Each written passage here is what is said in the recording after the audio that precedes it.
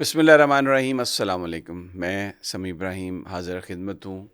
خبروں، تجزیوں اور تبصروں کے ساتھ، اور آپ دیکھ رہے ہیں ہمارا سوشل میڈیا سمیع ابراہیم آفیشیل۔ سب سے پہلے سپریم کورٹ آف پاکستان چلتے ہیں۔ وہاں پر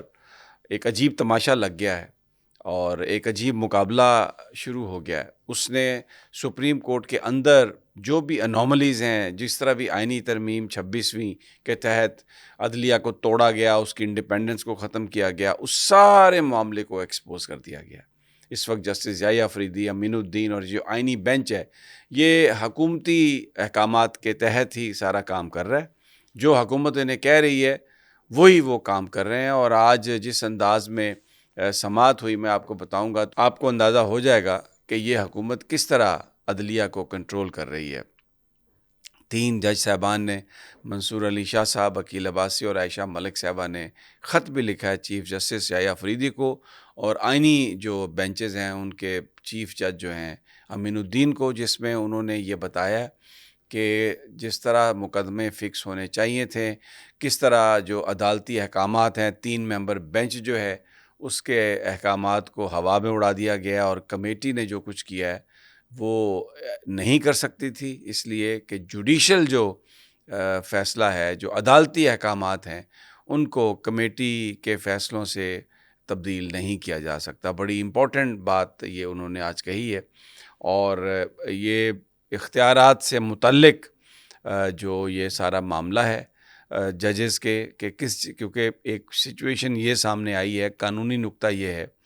کہ کسی جج کے پاس اختیار ہے اور کسی جج کے پاس اختیار نہیں ہے۔ اب جو اختیار نہیں ہے، جو واپس لیا گیا ہے ریگولر بینچز کے ججز سے کہ وہ آئینی معاملات نہیں سن سکتے،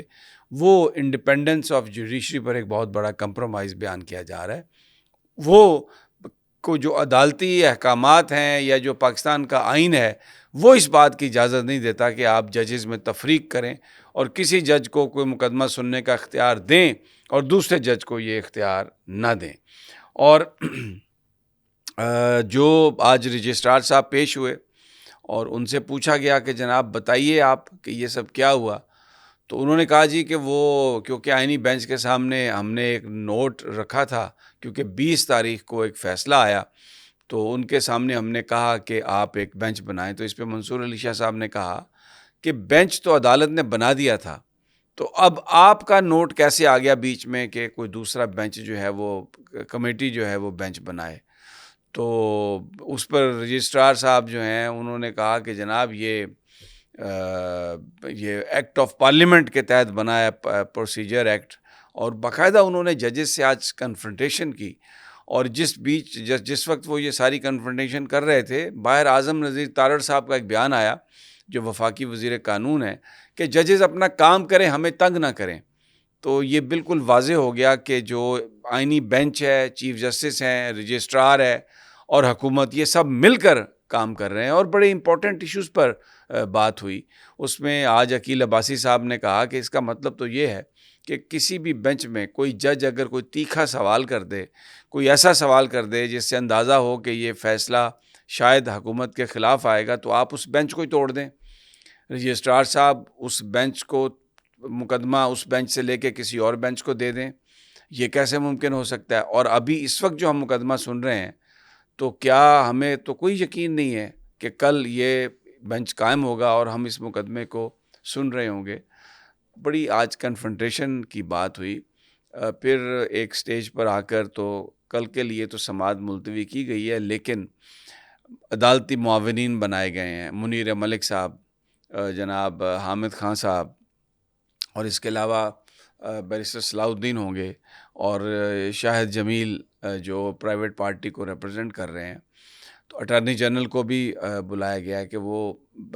اس معاملے میں عدالت کی معاونت کرے، کیونکہ جو بڑا سوال ہے وہ سوال یہ ہے کہ کیا یہ جو توہین عدالت کا جو معاملہ ہے، کیا بینچ جو ہے وہ کمیٹی کے فیصلوں کا توہین عدالت کے زمرے میں جائزہ لے سکتی ہے؟ بیرسٹر صلاح الدین نے اس موقع پر یہ کہا کہ سندھ میں اکثر یہ ہوتا ہے کہ جو ریگولر بینچز ہیں اور جو آئینی بینچز ہیں، جب مقدمہ کوئی ایسا آتا ہے جس میں بینچ یہ سمجھتا ہے کہ یہ دوسرے بینچ کی ڈومین ہے، تو وہ اس مقدمے کو وہاں پہ ٹرانسفر کر دیتے ہیں. لیکن یہ کوئی کمیٹی ٹرانسفر نہیں کرتی، یہ معاملہ عدالتیں خود کرتی ہیں، اور یہ اکثر ہوتا رہتا ہے. یہ بھی بات سامنے آئی کہ جو کمیٹی ہے وہ صرف ایک نوٹ لکھ سکتی ہے، اور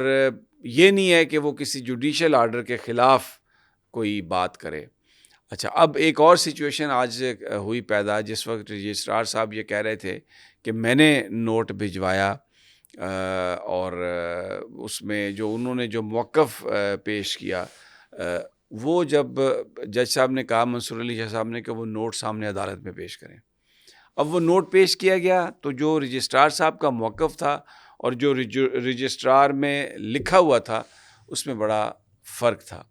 رجسٹرار صاحب نے یہ کہا کہ یہ جو مقدمہ لگا ٹیکس والا، یہ آئینی بینچ میں لگنا چاہیے تھا، اس بینچ میں لگنا ہی نہیں چاہیے تھا، یہ غلطی سے لگ گیا. تو عقیل عباسی صاحب نے کہا، پوچھا کہ یہ اتنے عرصے سے چل رہا تھا تو آپ کو یہ کب ادراک ہوا اور کیسے ادراک ہوا کہ آپ کو یہ غلطی ہو گئی؟ کیا صرف بینچ میں مجھے شامل کرنا جو تھا وہ غلطی تھی؟ تو اور جب جسٹس منصور علی شاہ صاحب نے جب وہ نوٹ پڑھا تو اس میں یہ لکھا ہوا تھا کہ 20 جنوری کو ایک عدالتی فیصلہ آیا ہے، تو بینچ سے نوٹ میں یہ کہا گیا کہ آپ یعنی جو آئینی کمیٹی ہے جو فیصلہ کرتی ہے امین الدین والی، جسٹس امین الدین والی، کہ آپ یہ فیصلہ کریں، بینچ بنائیں. اس پر منصور علی شاہ صاحب نے کہا کہ بینچ تو عدالت نے اپنے احکامات کے ذریعے بتا دیا تھا کہ کون سا بینچ ہے، کتنے بجے کیس فکس ہوگا، تو پھر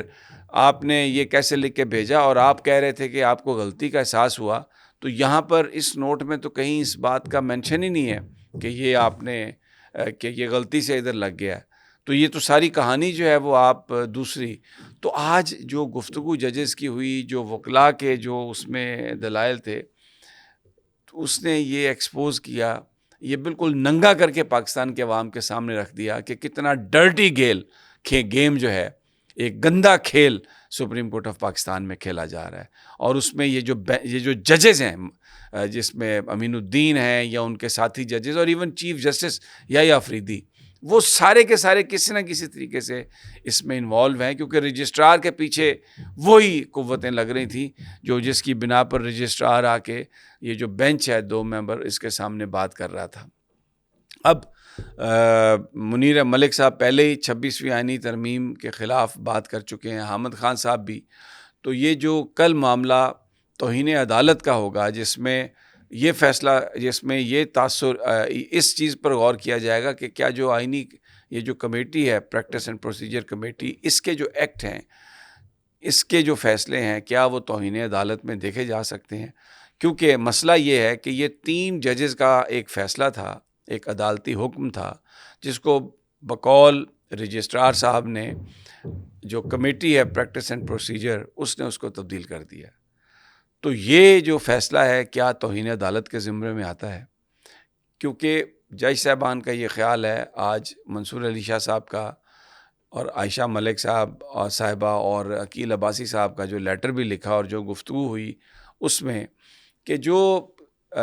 کمیٹی ہے جب وہ کسی کو مقدمہ دے دیتی ہے کسی بینچ کو،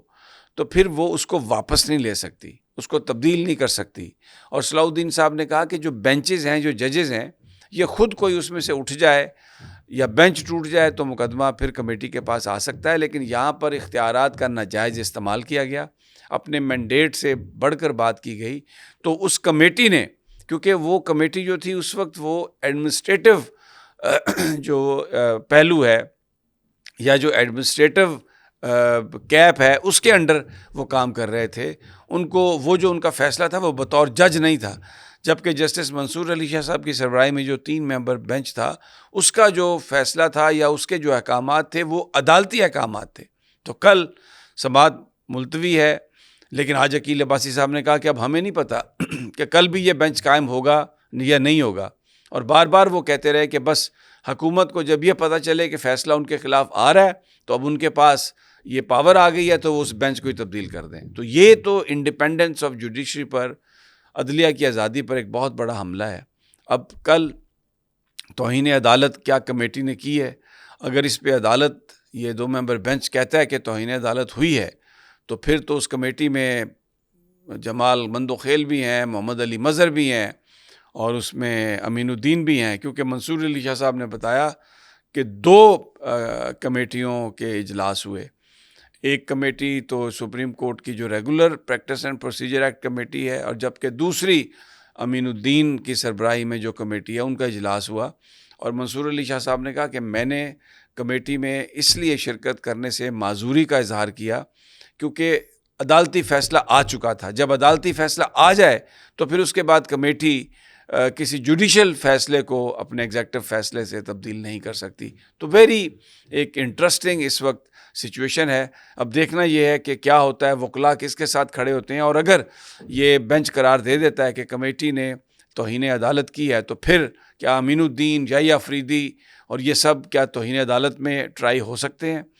کیونکہ اب اعظم نذیر تارڑ صاحب نے بھی تھریٹن کر دیا ہے, حکومت بھی آ گئی ہے اور انہوں نے کہا ہے ججز کہ اپنا کام کریں, ہمیں تنگ نہ کریں آپ. وہ ایک بڑا انہوں نے بالکل جس بات کا عقیل عباسی صاحب نے اور منصور علی شاہ صاحب نے ذکر کیا کہ اب بینچ جو ہے, اگر حکومت کو یہ پتہ چلے کہ فیصلہ ان کے خلاف ہونے والا ہے تو اب بینچ ہی بدل دیں, آپ ججز ہی بدل دیں. اور یہ جو آئینی بینچ کے جو ججز ہیں نا, یہ تو بالکل اب سمجھیں کہ سیشن جج سے بھی نیچے کی اوقات ہے ان کی, کیونکہ یہ تو حکومت کے اسٹوجز, میں ایکسکیوز مائی لینگویج لیکن مجھے نہیں سمجھ آ رہی کہ اور میں کیا زبان استعمال کروں, حکومتی اسٹوجز بن کے یہ کام کر رہے ہیں مبینہ طور پر. تو اگلی ویڈیو تک اجازت, اللہ نگہبان.